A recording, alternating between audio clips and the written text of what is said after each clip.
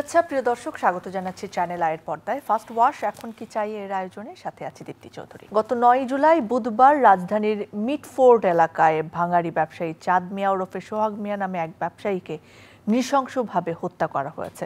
ঢাকার জনবহুল এলাকায় এরকম উল্লাস করে পাথর দিয়ে মাথা থেতলে এই ব্যবসায়ীকে হত্যা করা হয়েছে এবং হত্যাকারীরা পিটিয়ে কুপিয়ে নির্যাতন করে পরনের কাপড় খুলে হত্যাকারীর যারা রয়েছেন তারা রাস্তায় ফেলে দিয়েছিলেন সেই ব্যবসায়ীকে। এরপর বড় একটা পাথর দিয়ে একের পর এক আঘাত করে মাথা থেতলে দিয়ে তার মৃত্যু নিশ্চিত করে ঘাতকরা এবং ঘটনার 2 দিন পর সামাজিক যোগাযোগ মাধ্যমে সেই হত্যাকাণ্ডের সিসিটিভি ফুটেজ ছড়িয়ে পড়ে। নৃশংস ও বিভৎস হত্যাকাণ্ডের ভিডিও দেখে ভয় ও আতঙ্কে শিউরে উঠেছিলেন বাংলাদেশের মানুষজন।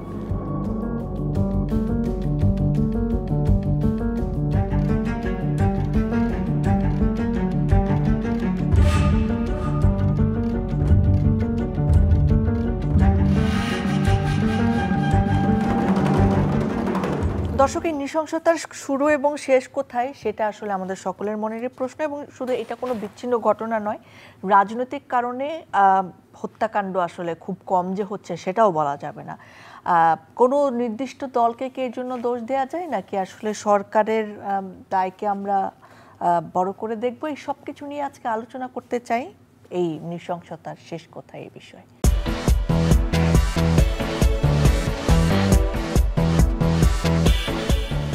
আজকে উপস্থিত রয়েছেন আমাদের সাথে অতিথি হিসেবে জনাব হুম্মাম কাদের চৌধুরী, সদস্য কেন্দ্রীয় নির্বাহী কমিটি বিএনপি। আমাদের সাথে রয়েছেন ঢাকা বিশ্ববিদ্যালয়ের ক্রিমিনোলজি বিভাগের সহযোগী অধ্যাপক খন্দকার ফারজানা রহমান। আপনাদের দুজনকে স্বাগত জানাচ্ছি, অনেক ধন্যবাদ আমাদের সময় দেওয়ার জন্য।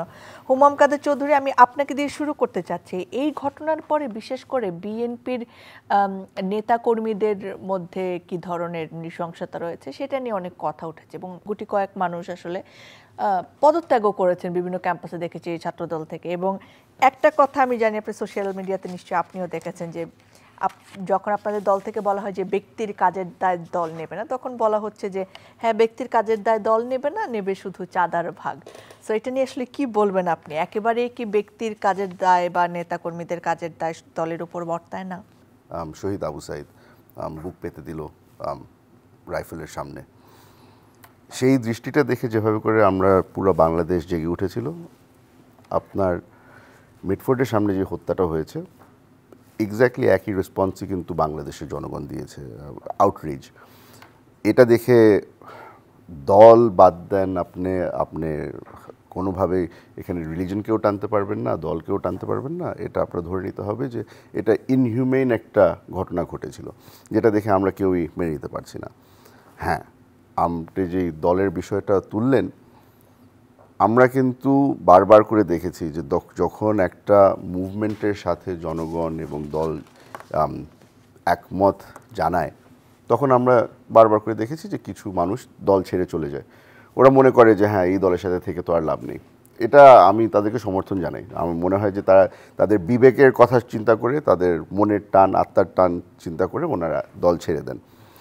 এটা ওনাদের একটা পার্সোনাল ডিসিশন। আমার মনে হয় যে যদি আপনি আসলেই কোনো ধরনের চেঞ্জ আনতে চান, তাহলে আপনার দল ছেড়ে দেওয়া উচিত না। দলের ভেতর থেকে আপনি যদি এই চেঞ্জটাকে আনতে পারেন, আপনি যদি কাজটা শুরু করতে পারেন, তাহলে মনে হয় বেশি মঙ্গল হতো।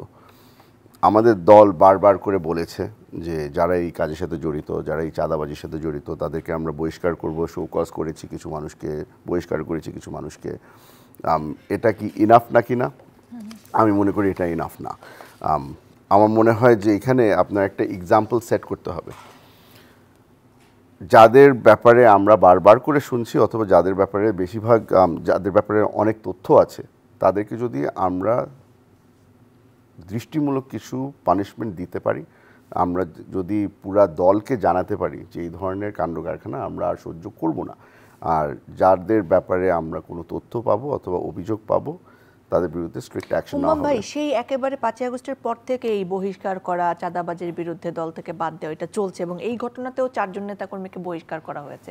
আর কি আসলে দলের থেকে মোর করা যেতে পারে হচ্ছে কি, এই জিনিসটা অবশ্য আমিও কিছু জায়গায় বলে এসেছি যে যদি বহিষ্কার খালি না, মামলা করা দরকার আছে। আর মামলাটা যেহেতু কিছু জায়গা থেকে আপনি দেখছেন পুলিশের দুর্বলতার কারণে তারা হয়তো মামলা নিচ্ছে না অথবা মামলা করছে না। আমার মনে হয় যে এখানে আমরা দল হিসাবে অথবা ব্যক্তি হিসাবে ওই এলাকার যেই বিএনপি নেতা আছে তারা যদি বাদী হয়ে মামলাটা করতো তাহলে আমার মনে হয় যে একটা সিগন্যাল খুব ক্লিয়ারলি পৌঁছে যেত, যেখানে আমরা জনগণের পাশে দাঁড়াচ্ছি আর আমরাই কিন্তু অ্যাকশন নিচ্ছি। আমাদের সবচেয়ে বড় প্রবলেম এখন হচ্ছে কি যে পুলিশ কোনো অ্যাকশন নিচ্ছে না। আর পুলিশ কেন অ্যাকশন নিচ্ছে না ওটাও আপনি জানেন, ভরসা চলে গেছে। এই গত 16 বছর আপনাদের ভয় পায়, মানে এত জনসংখ্যা পুলিশ আমাদেরকে ভয় পায় না। প্রবলেম হচ্ছে কি পুলিশ এখন জনগণকে ভয় পায়। আপনি যদি ফেসবুক খুলেন, আপনি সোশ্যাল মিডিয়ার মধ্যে প্রতিদিন আপনি 10 মিনিট যদি সোশ্যাল মিডিয়া ঘাটাতে থাকেন আপনি কিন্তু একটা না একটা ভিডিও দেখবেন যে হয়তো কোনো ব্যক্তি মোটরসাইকেল চালাচ্ছে, হেলমেট পরেনি, পুলিশ তাকে থামালো, পুলিশ তাকে বকা দেওয়ার জায়গায় সে বকা খাচ্ছে। পুলিশকে জনগণ ধমকাচ্ছে যে তুই কে, তুই এতদিন ধরে আমাদের উপরে যেই টর্চার করলি তুই এখন আমাকে শিক্ষা দিবি। এই ধরনের একটা সিচুয়েশনে আমরা অলরেডি চলে গিয়েছি। যে জিনিসটাকে চেঞ্জ করতে হবে, আমাদের ট্রাস্ট রিবিল্ড করতে হবে। পুলিশের দায়িত্ব হয়ে গেছে এখন এই ট্রাস্টটাকে রিবিল্ড করা। কেমনে করে করবে ওটা একটা অনেক বড় আলাপ, কিন্তু আমার মনে হয় যে আমাদের জনগণেরও ধৈর্য ধরতে হবে। এই ধরনের ইলিগাল কাজ যেগুলি আমরা করছি, যে পুলিশের সাথে ধমকাধমকি করা, পুলিশের গায়ে হাত তোলা, এই জিনিসগুলোও আমাদের একটু চিন্তাভাবনা করা উচিত যেগুলো কেন হচ্ছে।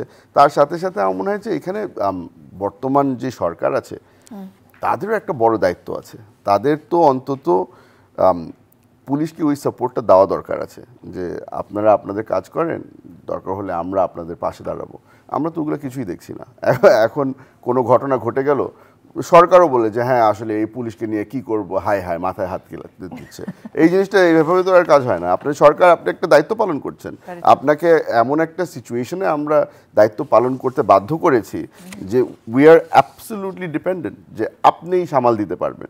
আর আমি বারবার করে বলবো যে আপনি যদি সামাল না দিতে পারেন আপনি পদত্যাগ করেন। আমি ডক্টর ইউনূস সাহেবের কথা বলছি না, ওনার যে উপদেষ্টা যারা আছে এখন বর্তমানে যেই হোম অ্যাডভাইজার আছে, ওনাকে যদি প্রশ্ন করা। সময় বদলে যায় কিন্তু সৌন্দর্যের সংজ্ঞা বদলায় না। রূপ বদলে যায় কিন্তু আভিজাত্যের মানে একই থেকে যায়।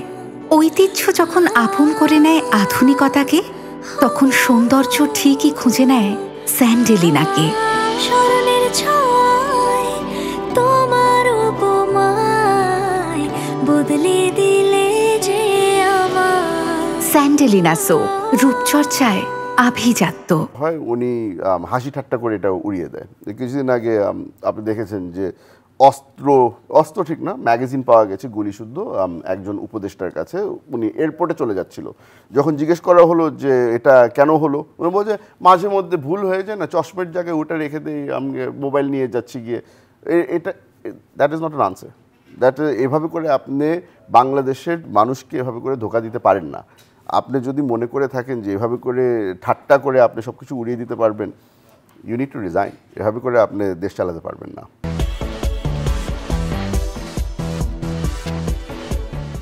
খন্দকার ফারজানা রহমান, আপনার কাছে যেতে চাচ্ছি। 5ই আগস্টের পরপর যখন দেশে একটা নতুন পরিস্থিতি, তখন কিন্তু বলা হয়েছিল যে আমাদের জনগণ বেশ ধৈর্যশীলতা দেখাচ্ছেন, কারণ আওয়ামী লীগ আমলে তাদের অনেক নেতা বলেছিলেন যে আওয়ামী লীগের পতনের পর কত লক্ষ লাশ পড়ে যাবে, তত লক্ষ লাশ আসলে পড়েনি। কিন্তু সময়ের সাথে আসলে দেখা গেছে যে লাশ খুব কমও পড়েনি। নানা জায়গায় নানা ধরনের এই ধরনের খবর পাওয়া গেছে বিভৎসতার। আপনার কি মনে হয় যে সময়ের সাথে সাথে এটা বাড়ছে নাকি আসলে মানে কি ঘটছে? মানে সময়ের সাথে সাথে অপরাধ বা এই ধরনের ভায়োলেন্ট ক্রাইম বাড়ছে কিনা? আচ্ছা, খুব অবাক করার বিষয় হচ্ছে আইন ও সালিশ কেন্দ্রের খুব রিসেন্ট একটা প্রতিবেদনে বলছে যে বড় বড় ভায়োলেন্ট ক্রাইম, বিশেষ করে অর্গানাইজড ক্রাইম, মব কিংবা ধরেন নারীর প্রতি নির্যাতন, সহিংসতা, আমরা বেশ কিছু সময় ধরে দেখেছি যে নারীদেরকে যেভাবে হেয় করা হচ্ছে, সহিংস হচ্ছে নারীদের প্রতি, এবং সেগুলো ভিডিও করে ছেড়ে দেওয়া হচ্ছে। তো এগুলো বেড়েছে।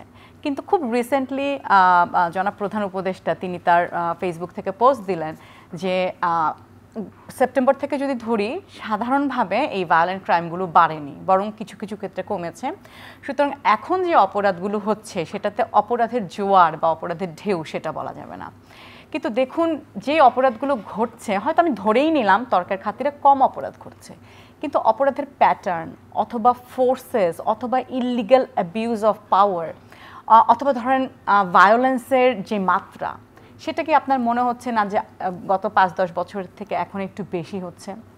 ডেফিনেটলি আমি ধরে নিই বিশ্বজিতের এগেনস্টে কিন্তু ঠিক সেমভাবে একদম হরতালের দিনে খোলা আপনার বাহাদুর শাহ পার্কে দিন দুপুরে তাকে একদম কুপিয়ে মেরে ফেলা হলো, ঠিক আছে? কিন্তু সেটারও কিন্তু দেখবেন একটা প্রসেস অনুযায়ী আপনার মামলা হয়েছে, সেই মামলার প্রবাবলি অ্যাপিলে না আপনার সুপ্রিম কোর্টে সেটা রেফারেন্স অবস্থায় আছে, 2 বা 3 জনের মৃত্যুদণ্ড আপনার অ্যানাউন্স হয়েছে। সুতরাং আমার যেটা মনে হয় যে অপরাধকে যদি আপনি কমিয়ে বা এটাকে আন্ডারমাইন করেন, এটা প্যাটার্নকে আন্ডারমাইন করেন, আপনি পরোক্ষভাবে অপরাধকে ন্যায্যতা দিচ্ছেন এবং আপনি কিন্তু ফিল করাচ্ছেন বা যারা যে অথরিটি বা রাষ্ট্র যেটাই বলি না, তাদের দুর্বলতা এবং এই রাষ্ট্রের বিচার ব্যবস্থার উপরে সাধারণ মানুষের এতটাই অসন্তোষ কিছু কিছু ক্ষেত্রে, যেটা হুম্মাম ভাই বলছিলেন যে পুলিশকে এখন কেউ মানতে চায় না, তাই না? জনগণকে আমরা সবাই ভয় পাই। আমি মনে করি খুব কম জনগণই আছেন যারা এই ধরনের মবের সাথে কানেক্টেড। আমার ধারণা জনগণের মধ্যে যারা একটু প্রতিপত্তিশালী, যারা একটু রাজনৈতিকভাবে কিছু পার্টি নেতা বা কোনোভাবে কোনো নেতার সাথে সংযুক্ত এবং যারা মনে করেন যে আমি অপরাধটি যদি করিও, আমার ভিডিও ভাইরাল হলেও আমাকে খুঁজে পাওয়া কঠিন অথবা আমাকে আইডেন্টিফাই করে আইনের সামনে আনা কঠিন, বা করলেও হয়তো আমার কিছু হবে না, আমি সেটা বেল নিয়ে বের হয়ে যাব। সো এই কনফিডেন্সটা তাদের মধ্যে আছে দেখেই, মানে আপনি প্রতিপত্তি বলেন, ক্ষমতা বলেন, অপরাধ বলেন, এই তিনটার মধ্যে এমন একটা নেক্সাস বাংলাদেশের কালচারে ওভারঅল রাজনৈতিক সাংস্কৃতিক জায়গায় এমনভাবে আমি মনে করি যে লিগাসিটা আমরা ক্যারি করে নিয়ে যাচ্ছি।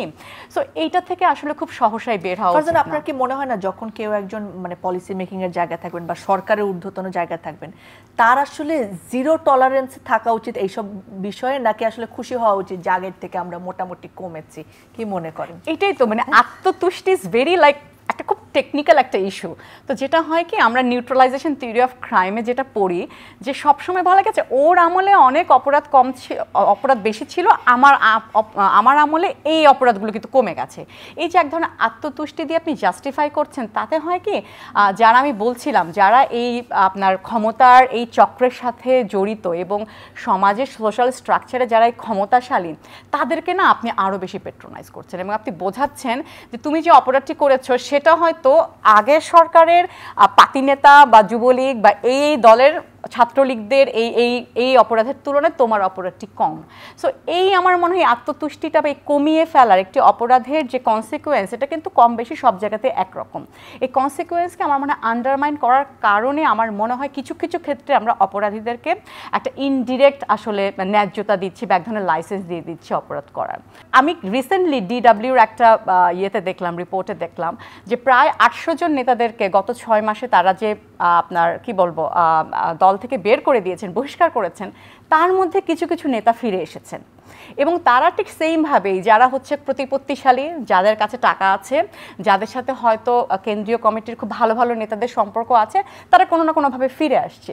এবং খুব ইন্টারেস্টিং এইটা যে তৃণমূল বিএনপির অনেকেই নাম প্রকাশ না করেই তাদের বিরুদ্ধে এই কথাগুলো বলছেন, বিকজ কোনো উপায় নেই। আপনি যখন সংগঠন থেকে বের করে দিচ্ছেন কিন্তু সে টাকার জোরে, সে ক্ষমতার জোরে আবার ব্যাক করছে সেই অপরাধ করার পরও, এটা খুবই খুবই কিন্তু ডেঞ্জারাস। আমার মনে হয় এই জায়গাটায় আমাদের প্রতিটি রাজনৈতিক দলকে খুব স্ট্রিক্টলি মানে মোকাবেলা করতে হবে এই ধরনের অপরাধীদের। থ্যাংক ইউ, আপনি বললেন প্রতিটি দলের কথা। অবশ্যই আমি এনসিপি নিয়ে কথা বলবো, আপনার বলা শেষ হলে। আমি এখানে আসতে যাচ্ছিলাম যে আনফরচুনেটলি আমরা এখানে আসলে অন্য দলের সকল প্রতিনিধি পেলে খুব ভালো হতো, কিন্তু হুম্মাম ভাইকে আমরা পেয়েছি। ধরেন বহিষ্কারের যে ব্যাপারটা, সেটা কি লোক দেখানো মনে করেন হুম্মাম ভাই? না, কিছুটা তো এখানে লোক দেখানো। আপনি দেখেন, আপনি যদি আসলেই মনে করতেন যে প্রতিটা জেলার থেকে আমরা যদি তালিকা রেডি করে আমরা রেডি হয়ে গিয়েছি যে আমরা এখন একদম ডিরেক্টলি বহিষ্কারে চলে যাব, আপনি এটা করতে পারতেন। কিন্তু আপনার তো একটা জিনিস মাথায় রাখতে হবে যে আমরা এখন নির্বাচনমুখী হয়ে গিয়েছি। আপনি যদি এখন পুরা দলের মধ্যে, আমি ধরে নিচ্ছি যে এখানে বিএনপি এত বড় একটা দল, এটার মধ্যে হয়তো 10% মানুষ আছে যারা এইসব খারাপ কাজের সাথে জড়িত আছে। আমি যদি এই 10% মানুষকে যদি ইমিডিয়েটলি বহিষ্কার করে দিই, it is going to have a massive effect on election. আপনি যেখানে অলরেডি একটা আন্ডারগ্রাউন্ড পার্টি রয়ে গেছে আওয়ামী লীগ, তারা আমাদের বিরুদ্ধে কাজ করবে আমি জানি, তার সাথে আপনি যোগ করেন আমাদের অপোজিশন পার্টি যেগুলি আছে যারা আমাদের বিরুদ্ধে কাজ করবে, এখন আপনি আমাদের এগেনস্টে নিজস্ব মানুষ যাদেরকে আপনি বহিষ্কার করে দিয়েছেন তাদেরকেও যদি যোগ করে তাহলে আমার কিন্তু পজিশন খুব ডিফিকাল্ট হয়ে যায় নির্বাচনের সময়। তো এইগুলো আমরা মাথায় রাখছি। আপনার তো সব কিছুই মাথায় রাখতে হবে, because end of the day আমি ক্লাব না। আমি যদি গুলশান ক্লাব অথবা উত্তরা ক্লাব হতাম আমি সবাইকে বহিষ্কার করে দিতে পারতাম, কারণ এর কোনো কনসিকোয়েন্সেস নাই। আমার কনসিকোয়েন্সেস আছে, আমি একটা দল করি, আমার দলের কি প্রভাব পড়বে, আমার দলের ইলেকশনের সময় কি সিচুয়েশনে আমি ফেস করতে হবে, এগুলি আমার মাথায় রাখতে হচ্ছে। তার সাথে সাথে আমরা যেটা করতে চাচ্ছি আর যেটা আমি আপনাদেরকে ওপেনলি বলে দিতে পারি, আমরা সবাই কিন্তু টেনশনে আছি। যারা যারা বড় নেতা আছে দলের মধ্যে সবাই টেনশনের মধ্যে আছে, কারণ লাস্ট চাল যেটা আমার দলের হাইকমান্ডের ওটা হচ্ছে গিয়ে নমিনেশন দিব না, তুমি যেই কাজের সাথে জড়িত আছো, তোমার বিরুদ্ধে এই অভিযোগ আছে, আমি ডিসিশন নিলাম যে ঠিক আছে আপনাকে আমি দল থেকে বের করে দিতে পারছি না, but I will cartel your পাওয়ার, আমি আপনাকে নমিনেশন দিব না। এটা হতে পারে আপনার একটা বড় একটা ধাক্কা হয়ে যাবে, যেটা থেকে হয়তো কিছু মানুষ এখনই শিক্ষা নিতে পারে যে আমার এলাকার মধ্যে 4 জন নেতা আছে, they are all buying for nomination paper, কিন্তু আমি যদি এখন গিয়ে বলি যে আমার বিরুদ্ধে এতগুলি অভিযোগ আছে তাহলে তো আমাকে দিবে না। তো ওটা হয়তো একটা রাস্তা হতে পারে যেটার মাধ্যমে আমরা কিছুটা মানুষজনকে সহি পথে নিয়ে আসতে পারি। তার সাথে সাথে একটা জিনিস জরুরি বলা, আপনার নির্বাচনের সময় আমাদের একটা ধারণা থাকে সব সময় যে আমার তো ইলেকশনের সময় আমার সেন্টার পাহারা দেওয়ার জন্য কিছু শক্ত মানুষ লাগবে, এখন আর লাগবে না। এখন যেটা হয়ে গেছে আপনার কিছুটা পলিটিক্যাল কালচার চেঞ্জ হয়েছে, আমি এটা ব্যক্তিগতভাবে দেখেছি, ওই জন্য আপনাকে বলতে পারি। আপনার আশেপাশে যদি আপনার গুন্ডা মাস্তান টাইপের মানুষ থাকে, মানুষ আপনাকে ভোট দিবে না। এখন যেটা দরকার হবে যে আপনার এলাকার মধ্যে যেই মানুষগুলোর একটা ভালো প্রভাব আছে, শিক্ষিত মানুষ আপনার পাশে রাখেন, যাদের ফ্যামিলি ব্যাকগ্রাউন্ড ভালো, যাদের বিরুদ্ধে কোনো ধরনের অ্যালিগেশন নাই, তাদেরকে যদি আপনি পাশে রাখেন না, আপনার ভোট বাড়বে। কারণ যে আমি এটা খালি মনে করি না, এটা আমি জানি। কারণ আমাদের যেই ভোটটা এখন ক্যাপচার করতে হচ্ছে ওটা হচ্ছে গিয়ে নতুন জেনারেশনের ভোটটা, যেই ব্যক্তিরা গত 15 বছর ভোট দিতে পারেনি, এই ব্যক্তিগুলো কিন্তু হাইলি এডুকেটেড। আমি বলবো না যে হাইলি এডুকেটেড স্কুলে গিয়ে পড়াশোনা করে হাইলি এডুকেটেড, পলিটিক্যালি এডুকেটেড। ওরা কিন্তু বুঝেছে, ওরা কিন্তু জানে যে কী ধরনের মানুষকে আমি সামনে দেখলে, সামনে পেলে আমি তাদেরকে ভোট দিতে পারবো।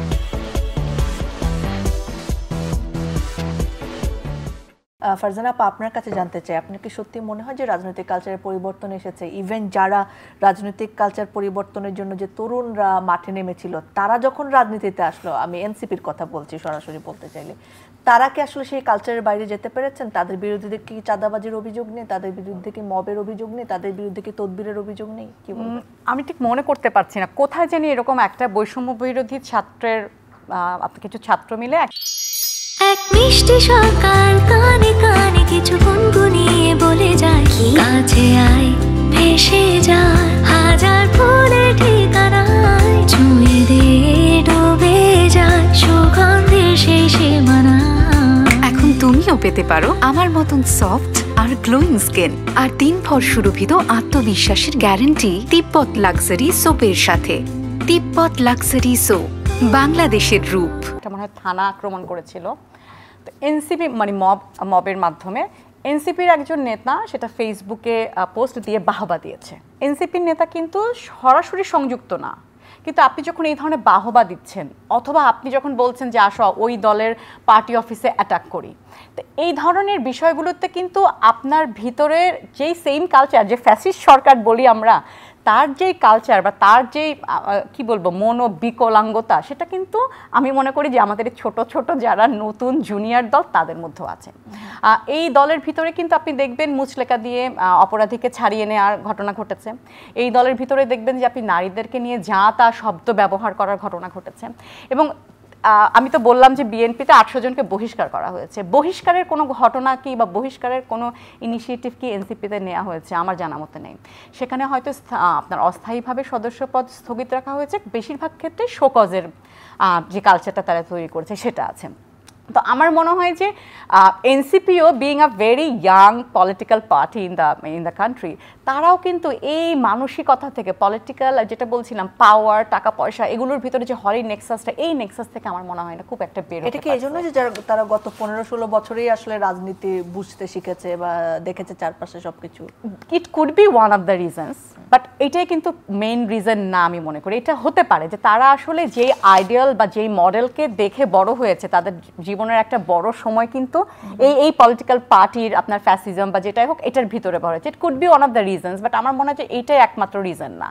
আরেকটা রিজন আমি মনে করি যে আপনি দেখবেন যে বাংলাদেশে যারা আসলে বৈষম্য বিরোধী ছাত্র বলি কিংবা এনসিপির কথা বলি, যারা আসলে জুলাই আগস্ট আন্দোলনের সময় নেতৃত্ব দিয়েছে, তাদের মধ্যে অনেকেই কিন্তু আমরা দেখেছি এখন বিরাট বিরাট বাড়ি করছে, রাজপ্রাসাদ করছে, তারা অনেক বড় বড় বিল্ডিং মানে ভাড়া নিয়ে, ফ্লোর ভাড়া নিয়ে তারা অফিস করছে। এবং তাদেরকে যখন আপনি প্রশ্ন করবেন যে আপনাদের দলের ফিনান্সিয়াল সোর্সেস কোনটা, তারা খুব ক্ষিপ্ত হয়ে যাবেন।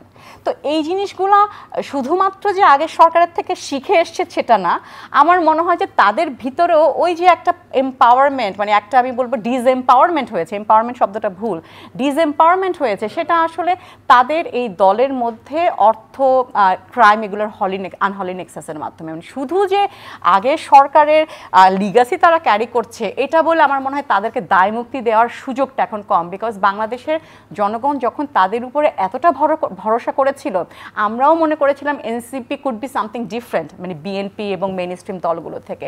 বাট আমি আসলে খুব ডিফারেন্স পাই না। ইয়াং, দেখতে ভালো লাগে, সুন্দর সুন্দর ছেলেমেয়েরা সামনে এসে কথা বলে, এটাই আসলে ভালো লাগে, কিন্তু আলটিমেটলি তাদের স্পিরিট, পলিটিক্যাল স্পিরিটে আমি কিন্তু আসলে কোনো ডিফারেন্ট কিছু এখন পর্যন্ত পাই নাই। ওকে, সো আরেকটা কথা হুমায়ুন ভাই বলছিলেন যে বুদ্ধিবৃত্তিক জায়গায় আসলে মানুষ ইম্পর্টেন্স দিচ্ছে, বা যারা আসলে সুশীল, যারা আসলে শিক্ষিত মানুষ, তাদেরকে মানুষ ভোট দিতে চাইবে। কিন্তু আপনার কি মনে হয় আসলে যখন মানে এনসিপি বা তরুণ নেতারাও যখন গাড়ির বহর নিয়ে তাদের এলাকায় যায় কিংবা বিভিন্ন ধরনের বড় সমাবেশ করতে চান, মানে আপনার কি মনে হয় যে বাংলাদেশের মানুষ আসলে এখন ওইটাকেই ইম্পর্টেন্স দিবে? পুরোপুরি যে আসলে বুদ্ধিবৃত্তিক কি বলবো মেধাকে বা যেটাই হোক ওই ধরনের পলিটিক্যাল নেতাদেরকে আমি মনে করি ইম্পর্টেন্স দেওয়ার সুযোগটা এখনো কম। এখনো কিন্তু দেখবেন গ্রামের অনেক যারা আপনার দরিদ্র মানুষ, তারা কিন্তু কিছু টাকার বিনিময়ে বা একটু যদি আপনি নির্বাচনের সময়ও আপনি গাড়ি বা কোনো কিছু সাপোর্ট দেন, তারা কিন্তু তাকেই ভোটটা দেয়। এখন পর্যন্ত আমি মনে করি কিছু পার্সেন্টেজ মানুষের ভোট কিংবা নির্বাচনের যে একটা কি বলবো লক্ষ্য, সেটা পরিবর্তন করার সুযোগ আছে। কিন্তু প্রবলেমটা কি, মানে আমাদের বাংলাদেশে যেটা হচ্ছে যে আমি ফ্যাসিস্ট সরকার বলি বা যেটাই হোক, ইভেন আমি মনে করি বিএনপির মধ্যেও এটা আছে, যারা ত্যাগী নেতা, যারা আসলে দলের প্রতি কমিটেড, কিংবা ধরুন আসলে যারা সত্যিই জনগণকে ভালোবাসে, এরকম নেতাদেরকে কিন্তু আমরা দেখেছি যে আওয়ামী লীগে একটা বড় সময় ধরে একদম একসাইড করে রেখে দেওয়া হয়েছিল। বিশেষ করে যারা ব্যবসায়ী, যাদের হাতে কোটি কোটি টাকা এবং যারা টাকা পাচার করতে খুবই এক্সপার্ট, তাদেরকে কিন্তু আওয়ামী লীগে আমি মনে করি হাইব্রিড নেতাদেরকে ইম্পর্টেন্স দেওয়া হয়েছে, তাদেরকে লাইমলাইটে আনা হয়েছে। আমার মনে হয় যে বিএনপির ক্ষেত্রে এখনো কিছুটা হলেও এই বিষয়টা আছে, হয়তো আওয়ামী লীগের মতো তো ম্যাসিভ আকারে নাই, কিন্তু আমার মনে হয় যে আমি যে রিপোর্টগুলো পড়ছি, আমি নিজে দেখার সময় বাকি আছে, অবশ্যই দেখব। সো হুমায়ুন ভাই, শুধুমাত্র যে বিরোধী রাজনৈতিক দলের সাথেই সংঘর্ষ হচ্ছে সেটা কিন্তু না, বরং সবচেয়ে বড় রাজনৈতিক দল বর্তমানে আপনারা যারা কাজ করছেন, সো সেই হিসেবে এটাও খুব স্বাভাবিক যে আপনাদের দলের মধ্যেই এটা বেশি হবে, যে আন্তদলীয় যে কোন দল যেটা আসে এবং দীর্ঘদিন আপনারা রাজনীতি করতে পারেননি, সেটা এনসিপির মধ্যেও রয়েছে, সেটা জামাতের মধ্যেও রয়েছে। তবে আমি যদি আপনার সংগঠনের কথা বলি এবং আপনার এলাকারই একটা কথা বলি, যে বিএনপি এবং অঙ্গ সংগঠন সমূহের দলীয় বিরোধী চট্টগ্রামের রাউজানেই 15 জনের বেশি হত্যাকাণ্ডের ঘটনা ঘটেছে। সেইটা আসলে নিয়ন্ত্রণ করার জন্য দলীয় শৃঙ্খলার বেলায় আপনারা কি কি কাজ করছেন? প্রথমে আমি আপনাকে একটু একটা জিনিস বোঝানো দরকার আছে। এখানে যে রাউজানের বিষয়টা এসেছে, কারণ রাউজান এখন আপনার ফেমাস না, ইনফেমাস হয়ে গেছে, বিকজ এতগুলি ওখানে ঘটনা ঘটেছে এই গত 1 বছরের মধ্যে, যে বাংলাদেশের প্রতিটা মানুষ এখন রাউজানকে চিনে। সমস্যাটা হয়ে গেছে যে এখানে আপনার আমরা খালি হিসাব করছি গত 10-11 মাসে, আপনার দেখতে হবে গত 17 বছর ওখানে কি হয়েছে। রাউজান একটা, শুনতে হয়তো খারাপ লাগবে, কিন্তু ওটা একটা কনসেন্ট্রেশন ক্যাম্পের মতো চালানো হচ্ছিল, আউশভিটসের মতো চালানো হচ্ছিল, যে আপনি যদি ভিন্ন মত প্রকাশ করতে চান তাহলে আপনার ওখানে বেঁচে থাকার সুযোগ নেই। আমার গুম শেষ হওয়ার পরপরই আমাকে যখন রিলিজ করা হয়, তার 3 দিনের মাথায় আমার খুব ঘনিষ্ঠ একজন ছাত্রনেতা ছিলেন, তার নাম শহীদ নুরু, তাকে হত্যা করা হয় মাথায় 2টা গুলি করে। এই জিনিসটা কিন্তু ওই আমল থেকে চলছে। যেটা এখন হচ্ছে লেবাস চেঞ্জ করা হয়ে গেছে। তারা অনেকজনে আওয়ামী লীগের ওই আওয়ামী কোড খুলে ফেলেছে, তারা এখন লোকাল ব্যবসায়ী, কারণ তাদের কাছে অনেক পয়সা আছে, টাকা পয়সা অনেক আছে। তো এরা যেটা করছে যে তারা নিজেরা কিছু গ্রুপ করে, আপনি যদি একদম প্লেন কথায় যদি জিজ্ঞেস করেন, এরা একটা গ্যাং হিসাবে কাজ করে। এখন গ্যাংগুলার সমস্যা হলো গিয়ে যে তারা পলিটিক্যাল প্রোটেকশন খুঁজছে। পলিটিক্যাল প্রোটেকশন কে দিচ্ছে? পলিটিক্যাল প্রোটেকশন এই পলিটিক্যাল পার্টিগুলাই দিচ্ছে। আমাদের বিএনপির কিছু নেতা আছে যারা এদেরকে হয়তো 16 বছর এলাকায় যেতে পারেনি, চিনে না ভালো মতো, তারা বলছে আচ্ছা তোমরা তো নতুন নতুন রাজনীতিতে এসছো, ঠিক আছে আসো আমাদেরকে জয়েন করো। কারণ আমাদের তো আসলে ওই প্রমাণ তো নেই যে এরা আসলে যে আওয়ামী লীগ করতো কি করতো না, প্রমাণ নাই। অনেক ছবি দেখবেন যে বিএনপির নেতা সামনে দাঁড়িয়ে আছে, পিছনে অনেক এক্স আওয়ামী লীগ সন্ত্রাসীরা দাঁড়ানো আছে, কারণ আমরা জানি না, তথ্য নেই। আপনার পেছনেও দাঁড়ায়, আমার পিছনে বিশ্বাস করবেন এমন ঘটনা ঘটেছে। আমার বাড়িতে, আমার ঢাকার বাড়িতে আমাকে খবর দেওয়া হলো যে ভাইয়া কিছু লোক এসছে, রাঙ্গুনিয়া থেকে এসছে, আপনার সাথে একটু দেখা করবে।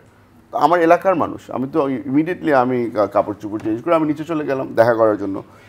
দেখা করলাম, তাদের সমস্যা কি আমি জিজ্ঞেস করলাম, তাদের এলাকার কি প্রবলেম হচ্ছে এগুলো জিজ্ঞেস করলাম, অনেকক্ষণ আলাপ আলোচনা করলাম। বিকজ আমি তো তোকে চিনি না, আমি এটা অনেক এলাকার মধ্যে এখন আমার ভোটার লিস্টের মধ্যে প্রায় 4 লক্ষ মানুষ। এখন সবাইকে তো পার্সোনালি চেনা ইজ ডিফিকাল্ট। আর আমার পলিসি হচ্ছে কি দরজা সবসময় খোলা থাকতে হবে। আসলো, আলাপ আলোচনা করলো, বললো যে ভাই আপনার সাথে একটা ছবি তুলি। আমরা ছবি তুললাম, ছবি তুলে পরবর্তীতে নেক্সট ডে ছবি হয়ে গেল ভাইরাল যে এই আওয়ামী লীগের নেতা হুয়াম কাদের চৌধুরীর বাড়িতে এসে ছবি তুলে যাচ্ছে। আমরা যদি বিএনপির কোনো কর্মীকে আওয়ামী লীগের নেতার বাড়িতে খুঁজে পাওয়া যেত, তাহলে ছবিটা খালি একরকমই আসতো, হাত পা বাঁধা মাটিতে বসে আছে, এই ধরনেরই ছবি আসতো। বাট আমরা তো ওপেন মাইন্ডেড হতে গিয়ে বিপদে পড়ে যাচ্ছি। রাউজানের বিষয়ে ফেরত আসি। এই জিনিসগুলো যদি আমরা শক্তভাবে সেন্ট্রাল কমান্ডের থেকে যদি আমরা শক্তভাবে নিয়ন্ত্রণ না করি, আর তার সাথে সাথে আমরা যদি প্রশাসনকে আরও মজবুত না করতে পারি, তাহলে আমরা আসলে এই রাউজান পুরো বাংলাদেশ হয়ে যাবে। আর একটু ফিরে আসতে চাচ্ছি, হুমাম ভাই আমাদের আরেকটা পর্ব আছে এই বিষয়ে, নিশ্চয়ই অনেক কথা বাকি আছে, সেজন্য আমি পরের পর্বে আপনাকে নিয়ে যেতে চাইবো। দর্শক আজকের মতো এখানে শেষ করছি, যেহেতু টাইম বাইন্ডিংস রয়েছে। তবে এটা ভীষণ গুরুত্বপূর্ণ বিষয় বাংলাদেশের বর্তমান অবস্থায়, তাই পরবর্তী পর্বেও আমরা এটি নিয়ে আলোচনা কন্টিনিউ করবো। Thank you.